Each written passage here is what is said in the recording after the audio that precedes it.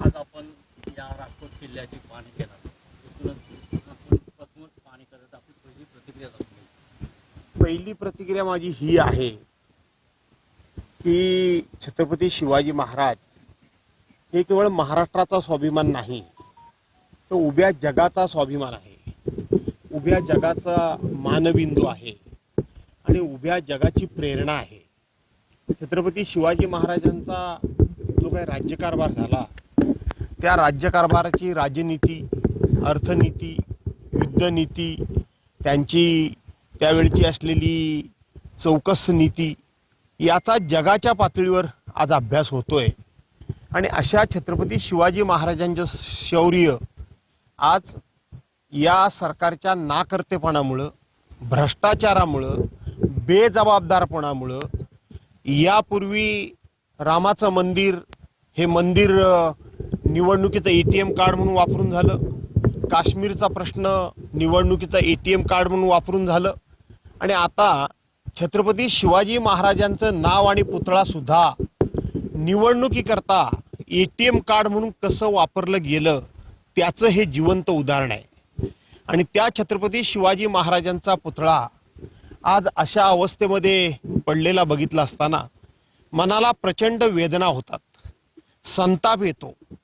परंतु संताप व्यक्त करत असताना प्रत्येक गोष्ट आम्ही राजकारणातली माणसं राजकारणाकरताच करतो अशी जी टीका केली जाते, त्याच्याऐवजी जे कोणी टीकाकार आहेत, ज्यांना कोणी म्हणून वास्तुशिल्पामधलं, वास्तुशास्त्रज्ञामधलं, बांधकामामधलं थोडंफार जरी काही कळत असेल, अनुभव असेल, तर त्यांनी गर्दीच्या ऐवजी जसा मी शांतपणे आलोय तसं येऊन बघावं. इथं जे आपण खाली बघतो दगड लावलेले आहेत, जांबा दगड, जे आपण टाइल्स म्हणून वापरतो, चेकर टाइल्स म्हणून वापरतो, याला लेवल आहे का? ते कशा पद्धतीने वापरले बघा. जो बुरुज उभा केलेला आहे, त्या बुरुजाच्या कुठल्याही दगडाला हात लावा, तो दगड सहजासहजी पडून जातोय. परवांच्या दिवशी दगड पाडले, मुद्दामून बुरुजाला धक्का दिला, अशा प्रकारचा आव जो परवांच्या काही प्रकारानंतर आणला गेला, यातला प्रत्येक दगड हा नुसता वरती नाममात्र ठेवलेला आहे. त्याला कुठेही खाचकाम केलेलं नाही, त्याला कुठेही चांगल्या प्रकारचं सिमेंट, वाळू, ही काळी वाळू वापरून त्याचं बांधकाम केलेलं नाही, तर समुद्रातली खारी वाळू वापरून त्याचं केलेलं बांधकाम दिसतंय. इथं फिनिशिंग वर्क कुठेही नाही. इथे 45 किलोमीटर ताशी वारा वेगानं आला म्हणून पुतळा पडला जातो म्हणून सांगितलं जातो. सांगणाऱ्यांना लाजा वाटल्या पाहिजेत, त्यांच्या निर्लज्जपणाचा कळस आहे. हे बाजूला देऊळ बघा, त्या देवळावर प्लास्टिक लावलेलं आहे, ते साधं प्लास्टिक सुद्धा फाटलेलं नाहीये, इथं फाटलेलं नाहीये. कुठला वारा आला वेगानं? पलीकडच्या बाजूला 400 वर्षापूर्वी उभा केला किल्ला, त्यातला एक साधा दगड सुद्धा 400 वर्षानंतर हलत नाही, आणि तुम्ही 8 महिन्यापूर्वी बांधकाम केलेलं बांधकाम तुमचं कोसळून पडतंय. याच्यातच तुमचा भ्रष्टाचार जो ठाई तुम्ही प्रत्येकाने केलात, तो किमान छत्रपती शिवाजी महाराजांच्या पुतळ्यामध्ये करायला नको होता, तो त्यांच्या बांधकामामध्ये करायला नको होता. आजूबाजूचा जो परिसर सुशोभित केलेला आहे त्याच्यामध्ये करायला नको होता. आज इथं मला ग्रामस्थ सांगतायत की देशाचे पंतप्रधान नरेंद्र मोदी आले आणि उद्घाटन करून गेले. त्या दिवशी फक्त ह्या किल्ल्यावर लाईट होता, त्या दिवशी फक्त या ठिकाणी लाईट होता. आज सगळ्यात तिथं लाईट नाही. बाहेरून अतिशय निकृष्ट दर्जाचे 4 ते 5 हॅलोजन आणून शेजारच्या घरातून लाईट जोडून तिथं आणून सोडलेले आहेत. याचा अर्थ शिवाजी महाराजांच्या श्रद्धेपायी, शिवाजी महाराजांच्यावर प्रेम होतं म्हणून, शिवाजी महाराजांबद्दल आदर होता म्हणून या ठिकाणी शिवाजी महाराजांचा पुतळा उभा केला गेलेला नाही. तर शिवाजी महाराज हे केवळ महाराष्ट्रामध्ये मतांकरता त्यांचा उपयोग करून घेण्याच्याच उद्देशानं हे काम केलेलं आहे. या कामामध्ये प्रचंड असा भ्रष्टाचार झालेला आहे. हा पुतळा पूर्णपणे आतून पोकळ होता. अनुभवी माणसाला काम दिलेलं तर नाहीच, परंतु हा बसवण्यापूर्वी ज्या काही टेस्ट कराव्या लागतात, ज्या काही तिथे तांत्रिक बाबी तपासाव्या लागतात, त्या कुठल्याही प्रकारच्या तपासल्या गेलेल्या नाहीत. हेही आता स्पष्टपणे समोर बाहेर आले. महाराष्ट्र सरकार हे नेव्ही दलावर हे काम ढकलत असताना या स्टॅच्यूची ऑर्डर महाराष्ट्र सरकारनं का दिली? महाराष्ट्र सरकारनं जुन्या जाणत्या अनुभवी कारागिरांना हे काम देण्याच्या ऐवजी नवख्या लोकांना का दिलं? केवळ आणि केवळ भ्रष्टाचार आणि भ्रष्टाचाराकरता छत्रपतींचं नाव वापरण्याचं महापाप या लोकांनी केलंय. याचा निषेध करून चालणार नाही. तर अशा लोकांना खरं सांगायला गेलं तर राजकीय क्षितिजावरून यांचा कडेलोट महाराष्ट्रातल्या जनतेनं केला पाहिजे, देशातल्या जनतेनं केला पाहिजे, ही माझी पहिली भावना आहे. मुख्यमंत्र्यांनी 5 सदस्य समिती ह्या कोसळ्यासंदर्भात नेमलेली आहे. अजून व्यक्ती कोणी सदस्य इथे आला नाही, काय सांगा? मुख्यमंत्र्यांना कधी 5 सदस्यांची समिती नेमावीशी वाटली? मुख्यमंत्री त्या ठिकाणी दहीहंडीच्या कार्यक्रमामध्ये काय वल्गना करत होते? त्यांना ना खेद होता ना खंत होती.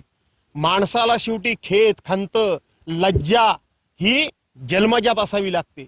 हा स्थायी भाव असावा लागतो. परंतु हे राज्यकर्ते निर्लज्जपणे विरोधकांच्यावर टीका टिप्पणी करत होते, आरोप करत होते, याचं भांडवल करू नका म्हणून सांगत होते. या घटनेबद्दल ते टिंगलटावाळी करत होते.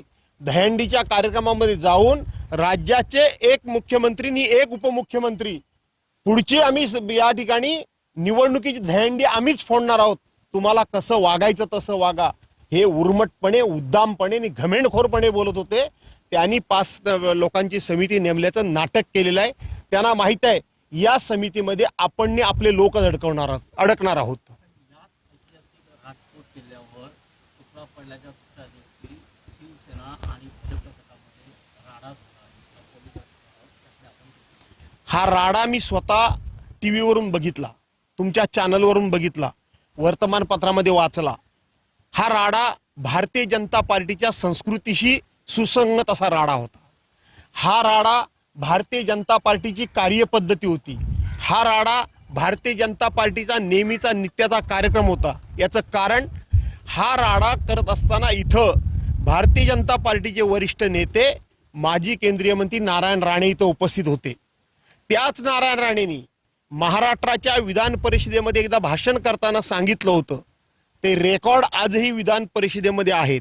देवेंद्र फडणवीस मुख्यमंत्री असताना त्यांच्या देखत सांगितलं होतं की भारतीय जनता पार्टी हा गुंडांचा पक्ष आहे, भारतीय जनता पार्टी हा भ्रष्टाचारांचा पक्ष आहे, भारतीय जनता पार्टी हा दरोडेखोरांचा पक्ष आहे, भारतीय जनता पार्टी ही त्या ठिकाणी दारूवाले, मटकेवाले, 2 नंबर धंदेवाले, जेवढे वाईट काम करणारे आहेत तेवढे भारतीय जनता पार्टीचे लोक आहेत आणि भारतीय जनता पार्टीची ती ओळख आहे, हे नारायणराव राणेंनी सांगितलं होतं.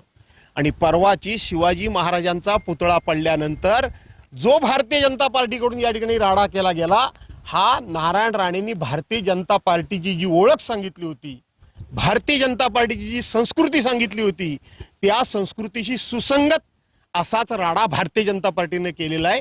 त्यामुळं त्यांच्याच नेत्यांनी बोललेल्या विधानावर त्यांनी शिक्कामोर्तब केलं. त्यामुळं त्या निमित्तानं भारतीय जनता पार्टीचं खरं रूप देशानं पाहिलं. औरंगजेबाच्या चळवळीने दुसऱ्यांना शिवद्रोही बोलू नये. उद्धव ठाकरे मुख्यमंत्री असताना पाकिस्तान जिंदाबादच्या घोषणा दिल्या गेल्या. उद्धव ठाकरे पाकिस्तानी एजंट आहेत. बाळासाहेब हयात असते तर उद्धव ठाकरेंना लाथ मारून मातोश्री बाहेर काढल्याचा असा आरोप नितेश राणेंनी केला. असं आहे की ज्या वेळेला छत्रपती शिवाजी महाराजांनी हा सिंधुदुर्ग किल्ला बांधला, त्यांचं भूमिपूजन केलं, तेव्हाचा किस्सा मी तुम्हाला सांगतो. त्या भूमिपूजनाकरता म्हणून छत्रपती शिवाजी महाराजांना इथं कुठल्याही गुरुनी, कुठल्याही भटजींनी, कुठल्याही लोकांनी मदत केली नाही. छत्रपती शिवाजी महाराजांना शेवटी त्यांना सरदार पाठवून जबरदस्तीनं त्या ठिकाणी नेऊन या किल्ल्याचं भूमिपूजन करावं लागलं. त्यावेळेला छत्रपतींच्या विरोधात आदिलशाहीची पिल्लावळ, विजापूरचा जो आदिलशाह होता ना, त्याचं साम्राज्य या भागामध्ये मोठ्या प्रमाणात होतं आणि त्या आदिलशाहीची पिल्लावळ त्यावेळेला छत्रपतींना विरोध करत होती.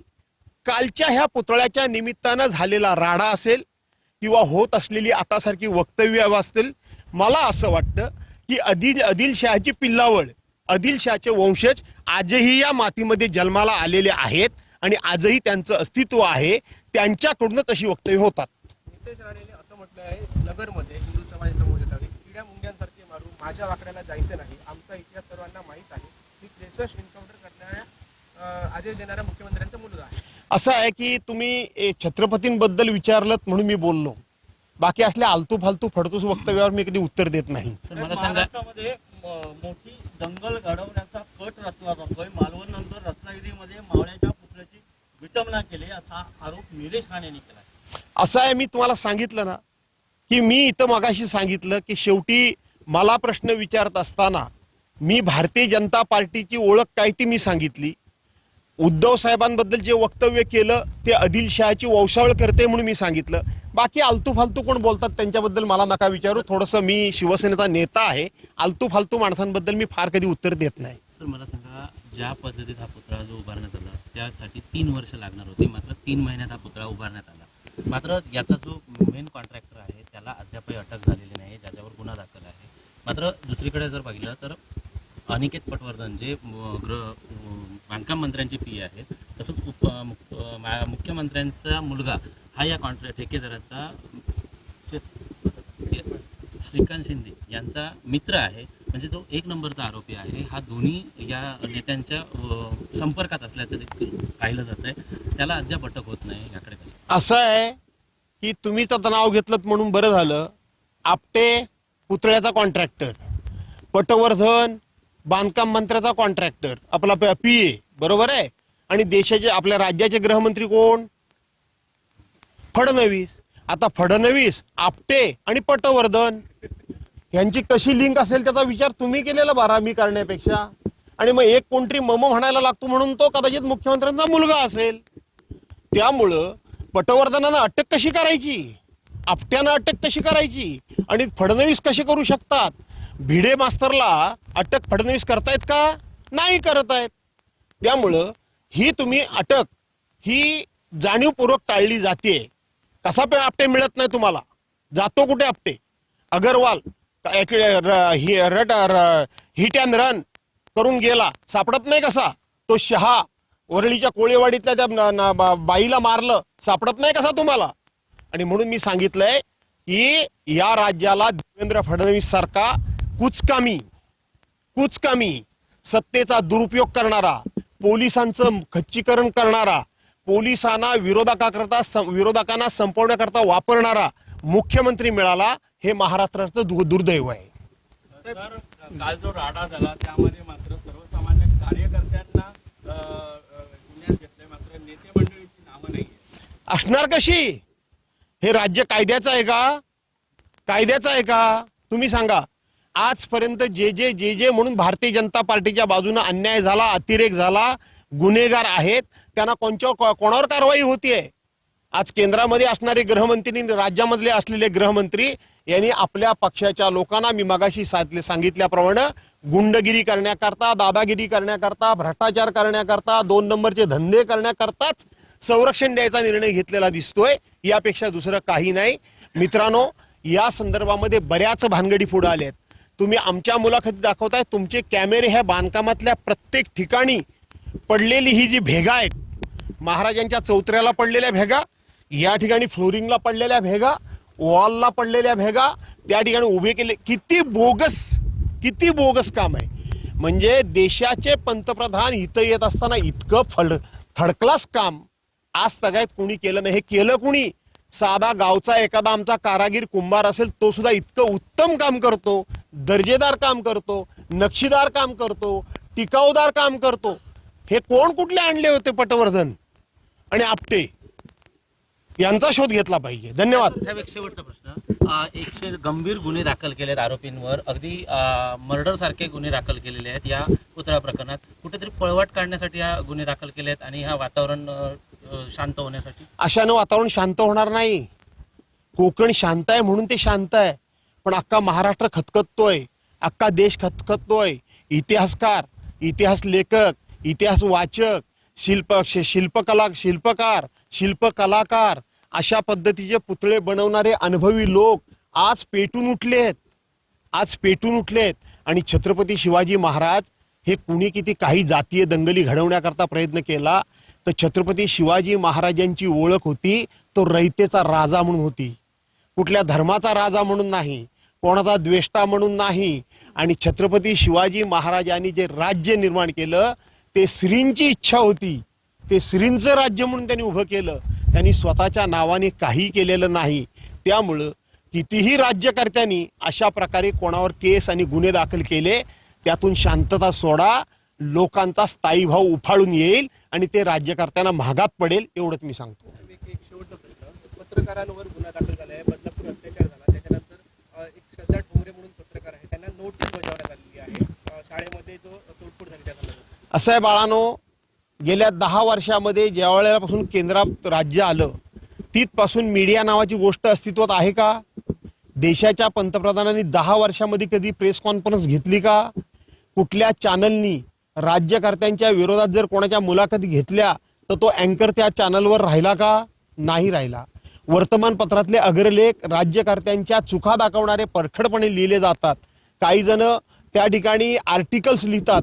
आज ते अग्रलेख गेले कुठं? आज ती आर्टिकल गेली कुठं? देशाच्या अर्थस्थितीबद्दल, देशाच्या सामाजिक स्थितीबद्दल, देशाच्या धार्मिक स्थितीबद्दल, देशाच्या एकतेने अखंडतेबद्दल सातत्यानं लिखाण करणारे लोक आज बुक्क्याचा मार सहन करून गप्प आहेत. इतकी दहशत ही जशी विरोधकांच्यावर आहे तशी मीडियावर देखील आहे. आज न्यायव्यवस्थेवर सुद्धा दडपण आहे. हे न्यायव्यवस्था स्वतः सांगायला लागलेली आहे आणि म्हणून पत्रकारांच्यावर अन्याय होणं हे स्वाभाविक झालेलं आहे. हे नित्याचं काम झालेलं आहे. पण नशिबानं आज पत्रकार पुन्हा एकदा 10 वर्षांनंतर बोलायला लागलेले आहेत, वस्तुस्थिती दाखवायला लागलेले आहेत. थोडं आणखीन कणखर व्हा, कठोर व्हा. पाप कोणाचंही असू दे, ते आमचं आहे की त्यांचं आहे, ते पाप वेशीवर टांगा. मध्यंतरी बातमी काय उठवली की हा पुतळा बनवणारा उबाटाचा कार्यकर्ता आहे, उद्धव बाळासाहेब ठाकरेंचा कार्यकर्ता आहे. कुणी तुम्हाला सांगितलं उद्धव बाळासाहेब ठाकरेंच्या कार्यकर्त्याला माफ करा म्हणून? कुणी सांगितलं? पण सगळी ह्यांची पापं लपवण्याकरता हे कधी पत्रकारांच्यावर अन्याय करतात, त्यांची मुस्कटदाबी करतात, विरोधकांची करतात आणि म्हणून आता सर्वांनी मिळून या अन्यायाच्या विरोधात आवाज उठवण्याची वेळ आलेली आहे.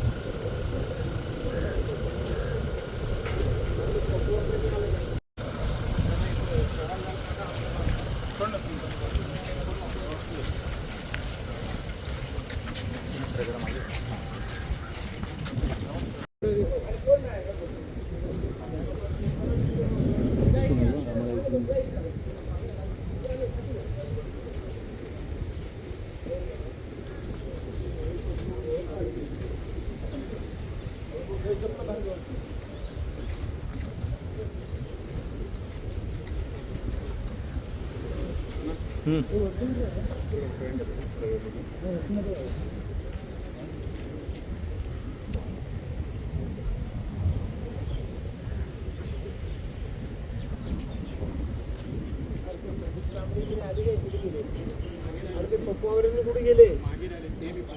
एवढं लांबून आले ते.